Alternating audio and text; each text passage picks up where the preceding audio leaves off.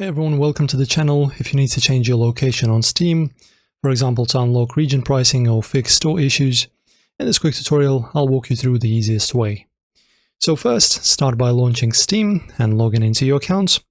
Now we need to go to the top right, as you can see, right over here, and choose an option that says Account Preferences or something like that. And now guys, as you can see on the very first tab that you will see, you will have a Update Store Country button. So this is how you update your country, right? So to trigger the region change option, you need to add a paid item to your cart and proceed to checkout. Then Steam will ask for a billing address. Here it will detect your region based on your payment method. You'll need a payment method like card or wallet that matches the country you're switching to. Then once a valid local payment method is added, Steam will update your store region. This change will reflect in your account settings right over here where this button is.